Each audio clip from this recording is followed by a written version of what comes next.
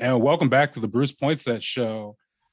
This is a segment, new segment, we're going to be calling More of This, Please. And it's really straightforward. We highlight cool things happening in the community that we want to see more of, so we talk about them. And I got a number of special guests in the building today. Got Talilo, got Alex, Monica, Matt, Carlos, who've been part of this new narrative and Ascending Flow mural project.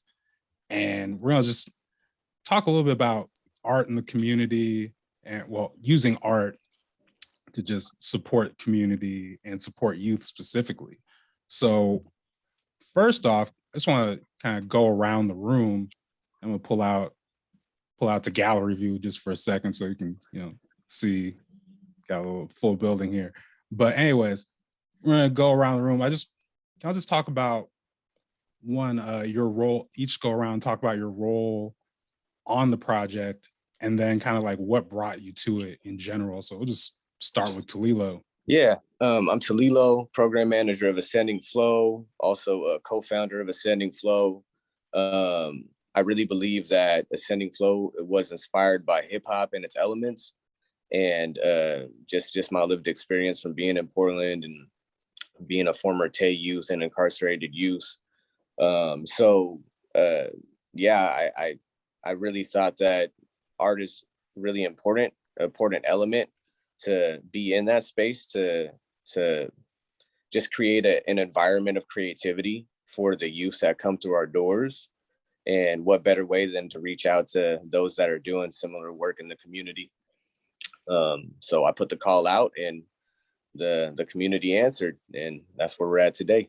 Yeah, my name is Matt. I'm like a local muralist. I've been in town about visual artist. I've been in town about 12 years. Yeah, good old Facebook, man. I think I met Talilo actually.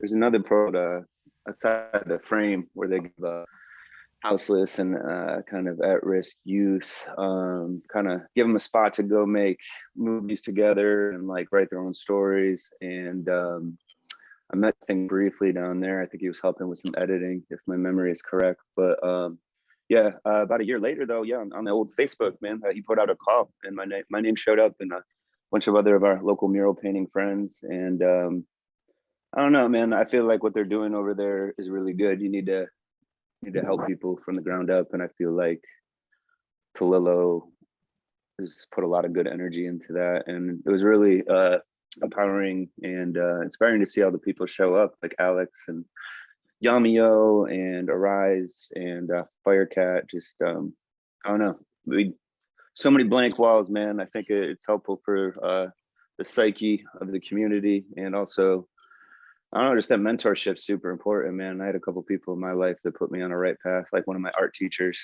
got us scholarships to school, and I think he kept doing that for maybe 20 years. So feels good to give back a little bit. And I love what you said there about blank walls. We're definitely going to probably circle back to that a little bit later. Yeah, right. Yeah. Next, Monica. Yes. For me, it was more just kind of wanting to get my feet wet in reference to doing some more mural work, and definitely working with the community directly. May it be volunteer work. I just felt like that was the right thing to do, especially with having a child that's at a very impressionable age as well. I kind of wanted him to get involved and kind of see like what other people were doing in the community to help the youth and support the arts and stuff like that. So that was really important to have him come down and work on the mural with me as well. But yeah, I was found on Facebook also, just as a referral. I've been doing more mural work probably in the last couple of years, but I'd say the last 8 years I've been just doing more canvas work. So I appreciate Lilo giving me the opportunity to be a part of his mission and create something for him for that space. Sure, for sure. Up next, got Alex. Hey, I'm Alex Chu, and I've been right now I'm a full-time mural artist. I also have 2 kids, so a lot of my life is balancing family and trying to get my art going. A lot of my murals have to do with representing people in the community and trying to tell other people's stories and highlighting stuff that I think is important to remember in areas. And I met Talilo through a project through a friend, Pamela Santos, and she said that he had a community center that he was opening in Southeast Portland, and I was doing a mural in the neighborhood at the time on 122nd and Southeast Division. And part of it was also learning about my neighborhood and seeing who's doing good work. And I was really inspired by meeting Talilo and seeing his creative network and seeing the music that he makes. So it opened a window into a world. And I feel like I've established myself as an artist in different ways, but mural art is like a new thing. So it was amazing to have the opportunity to connect with other muralists on this project. Like I actually worked with Talilo twice. So like, well, I mean, 3 times. Like we've been collaborating a good amount. So I did something on the inside of the building and on the outside and got to connect with all the artists. And even Carlos here, I met him similarly. He does Morpheus Youth Project, and I was able to connect with him through some of my mural work. So it's great I feel like it's a privilege to be able to create artwork that represents people in the neighborhood. And I'm trying to just figure out how to be connective and make a real difference in the city with art and just as a human being. So that's where I'm at, and I'm glad to just connect with other people. What's up? And last but certainly not least, Carlos. Yeah, like Alex said, I run Morpheus Youth Project, and I've been knowing Talilo for a good while now. God, I can't even remember what year we met. Talilo's been a while now, but 2011. yeah, yeah, man, jeez, that's crazy. It was actually through Outside the Frame. Yeah. Outside I the met you Frame. at K Booth. I met you Yeah, at K at Booth. Cable. Yeah, yeah. Yeah, but Damn. Out. in some ways, Talilo and I have had a little bit of a parallel existence, and so we've kind of like weaved in and out of each other's existence with the type of stuff that we do through hip hop and through our work with youth, and he's always been somebody that I've been I just respect what he's doing, especially right now with what he's got going on. I feel like he's really got something good going, and I'm just really happy for what he's got going on, and I'm just glad to see somebody else doing it in a genuine way like that. And so he reached out and he wanted to do some youth engagement with the Mural Project. So I was able to meet up with a few of his, about 3 of the youth there and do some painting. My schedule tends to be all over the place because I run workshops all over the place. I do stuff within the system, within the juvenile prisons and juvenile jails, and I also do stuff out in the community. So I'm always out kind of running around. So my schedule was a little different, and unfortunately, I didn't get to paint alongside of the other artists. I would have loved to have done that. That's always just such a cool vibe, and it sounds like like the other artists that I didn't get a chance to meet. I did get a chance to meet Yamiao, painting in Vancouver, but some of the other artists I didn't get a chance to meet, and which I would have loved to. It's always a good vibe, and it sounds like they were, they're real good folks. So, but I did get out there on different days, and we kind of painted a section that was kind of on the left side of where their work was, and so we were trying to come up with a concept that tied in to what they had going on, and we put something together. We had a lot of fun doing it. We had music going, and we had Doe Rock out there dancing while he was painting. Like it was a good vibe. We had a lot of fun. And it was raining on us too, man. We had the canopies going, and we Yeah. didn't care. It We was, didn't care. It was fun. it was a gnarly day. Yeah, That makes it Got memorable, it right? done. Got it yeah. done. Yeah. Yeah. I feel proud about It looks really good. I was really impressed with the youth. Like, just man, got better can control than me. It was fun. We did a little bit of a kind of a workshop type of thing. So what I usually do with that is I'll bring out some panels, and I'll just kind of teach them a few little techniques. And what I was trying to focus on, like we were developing ideas for what we wanted to do on our section of the wall.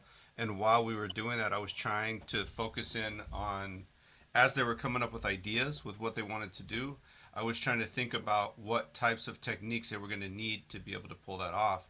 So I would teach them, different ways to kind of play with the gradients and kind of how to carve angles with the cans and just how to get certain details, cutbacks and stuff like that I thought would be useful for what they were doing. And yeah, they came through. It was cool. We had a lot of fun all the way through. It was a good experience. I'm glad I did it. Yeah, no, y'all did a great job over there. So Thank you. Talilo, could you talk a little bit more just about the concept of this, and specifically the focus on youth in foster care and youth aging out of foster care? Yeah. Before that, I just wanted to say real quick, Monica, she was the first muralist in our walls in the basement. She did the water element, and the water element in ascending flow stands for community and mentorship. So I think it was a really important start off to the murals that followed in the space. Can you repeat your question again? Sorry, I just wanted to say that before I forgot about it. Oh yeah, no problem. You just talk about the concept around youth in foster care and youth aging out of foster care. Yeah. So youth in foster care, it's a demographic that is really not focused on as much. Actually, our program is the first in its nation.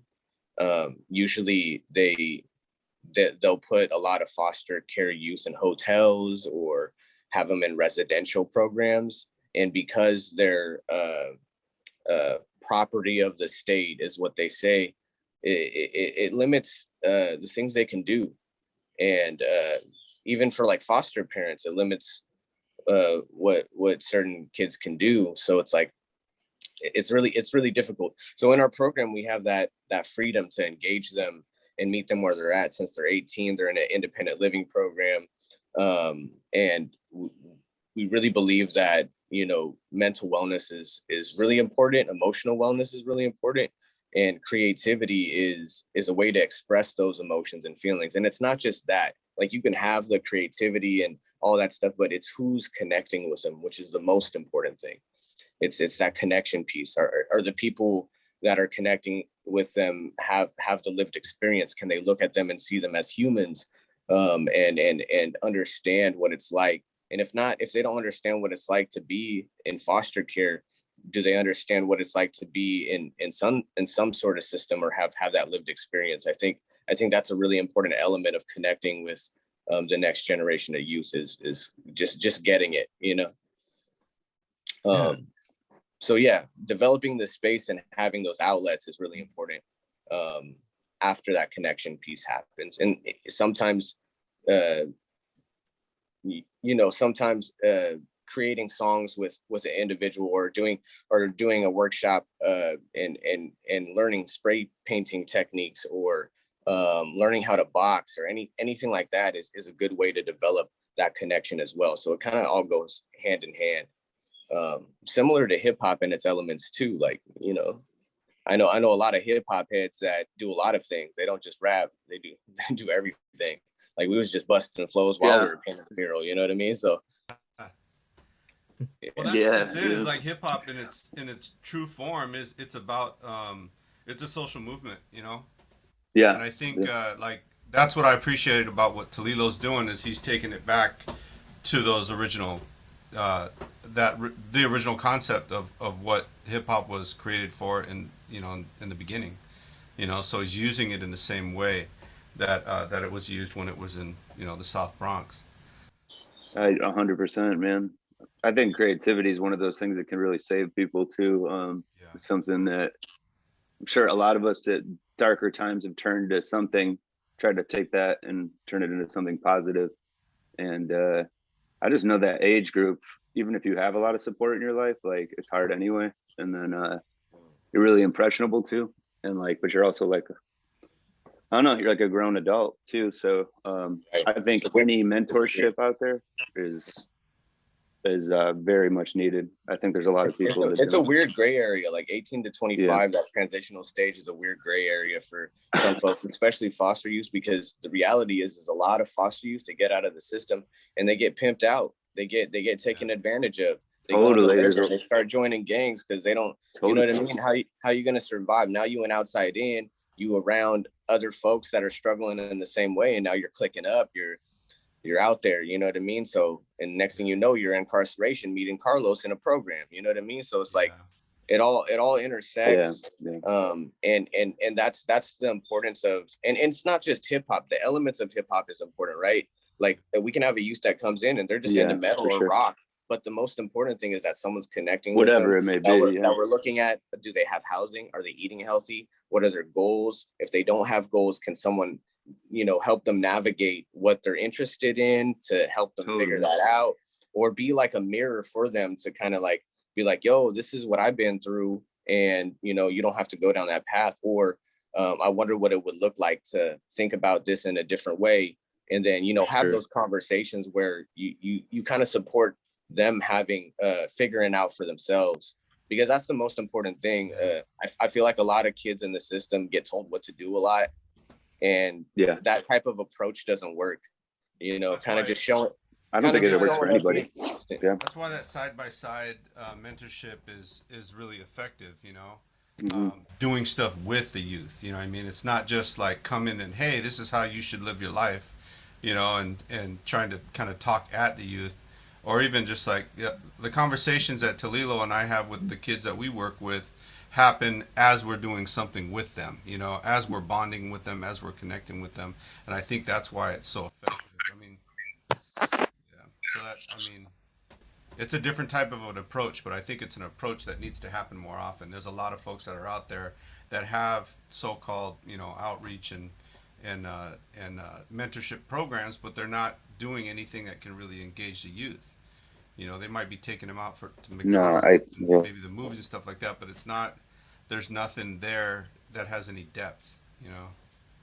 Every time I look at a program, I'm like, what are your outcomes?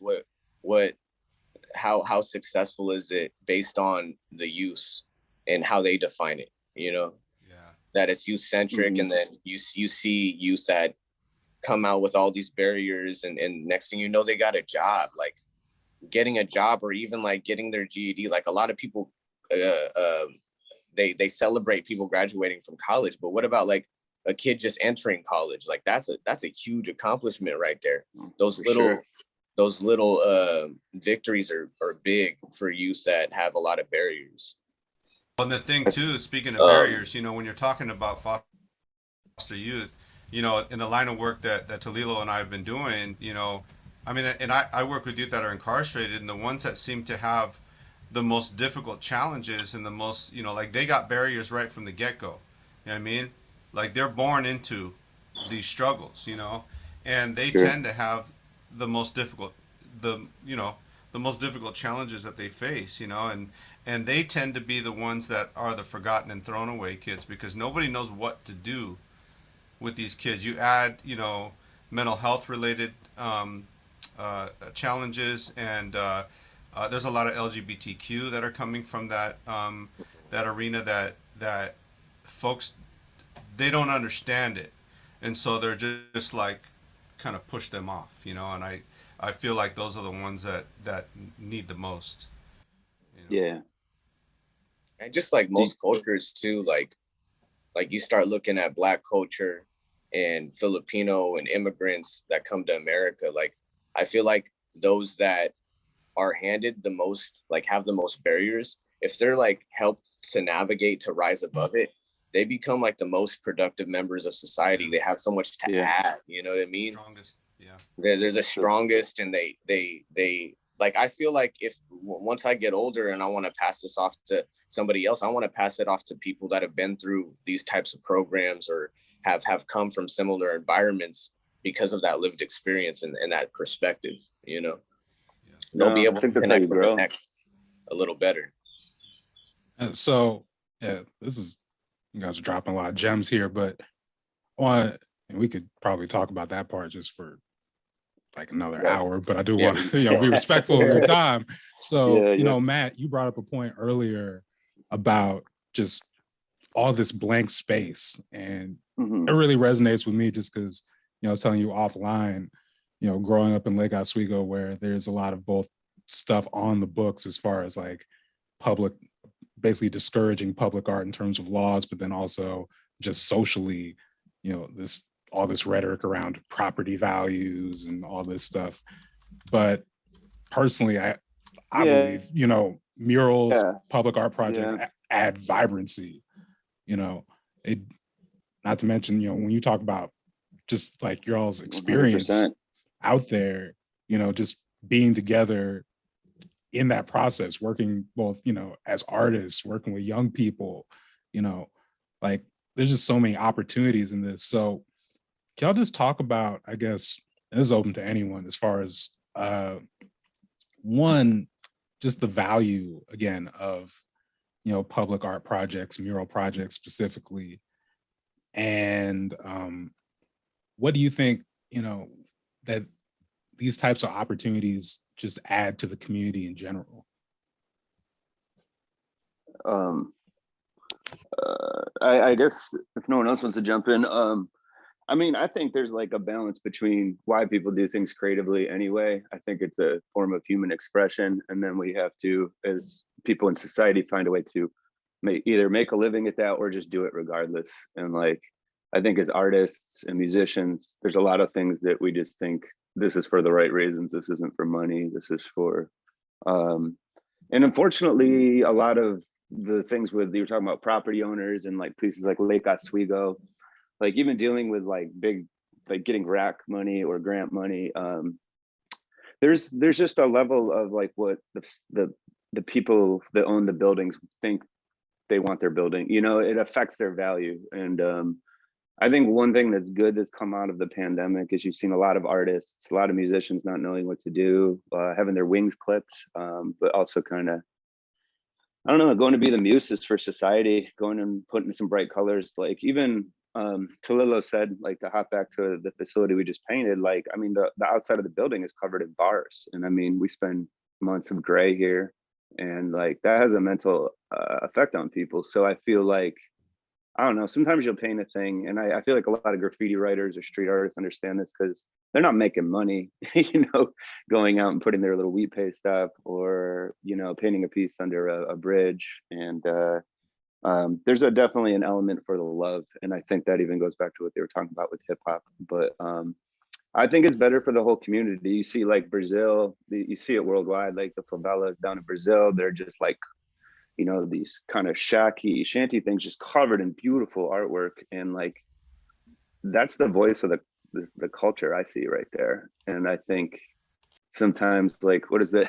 Probably messing this up, but like the rose that grew from concrete, like something that came from a very rough situation. And I feel like, even touching on what Talilo said, when I was over outside the frame where they're doing the filming, it's just when that spark like is lit up in somebody, that's a very powerful force. And if you can help, I don't know how to do it, but get that off people, like you've done something. I think that's something you can't really even see tangibly. But I think like people like Carlos or Talilo or other people that spend their time trying to be a mentor. I have another friend, Travis, is a videographer, and he's kind of been passing the torch, working with outside the frame. And I think what Talilo has there is just could go so many different directions. And I really, yeah, it was cool that they were on the news. And I think that is some of the solutions that will fix a lot of these societal problems too, getting people, not pushing them under the rug and trying to maximize who they are as a person. If you didn't have a couple good people in your life, you might not become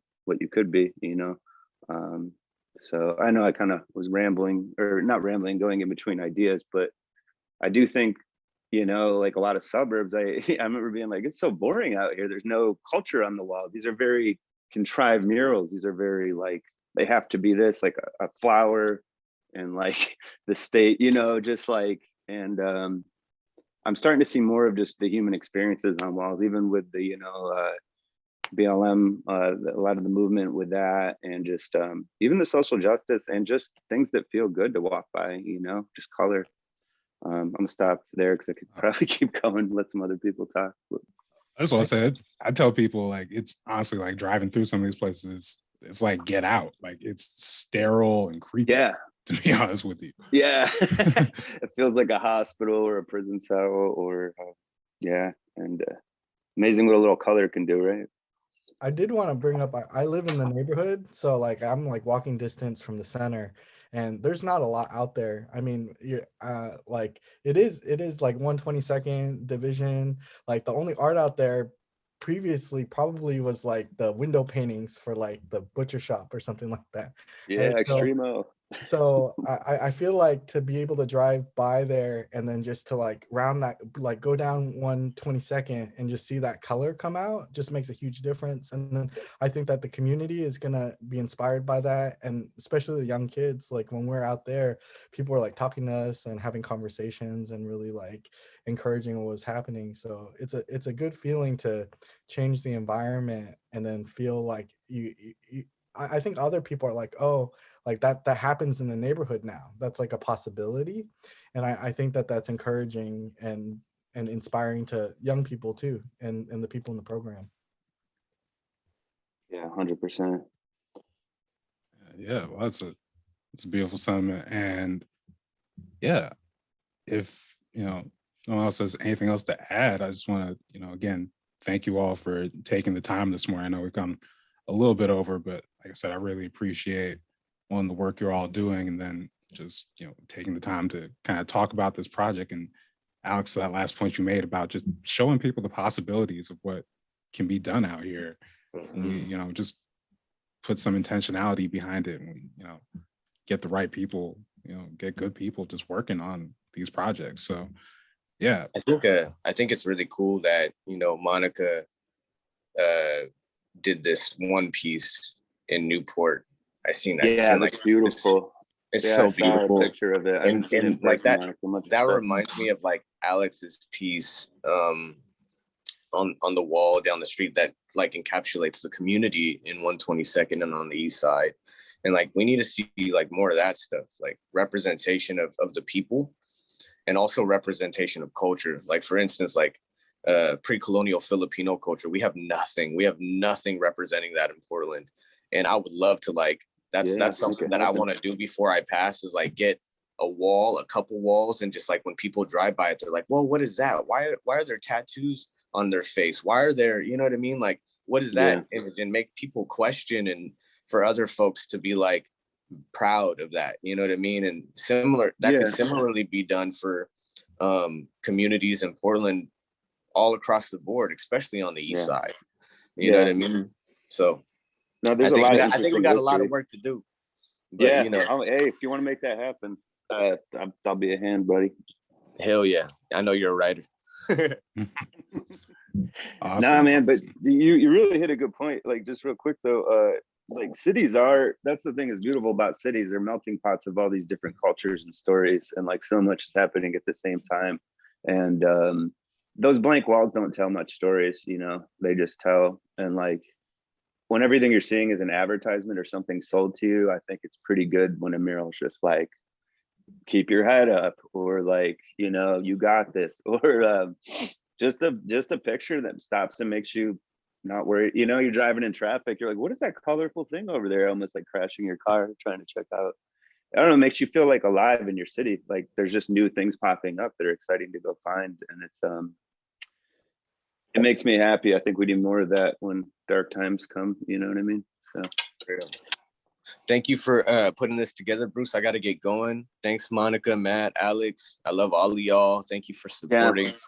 We are on track. The flow is on track to expand too. And I'm looking at new buildings and stuff. So there's opportunities for more walls. Let's paint some stuff. Hoping these buildings get a lot bigger, so we're not in a basement. Yeah, because that basement isn't ADA accessible either. So that's like another thing I got to figure out. But would love to have a space more accessible to the public and serve the public, not just the foster use coming out of the system. Love to help, man. Thank you, y'all. Thank you all again, and enjoy the rest of your day. Keep up the good work. Keep doing what you're doing.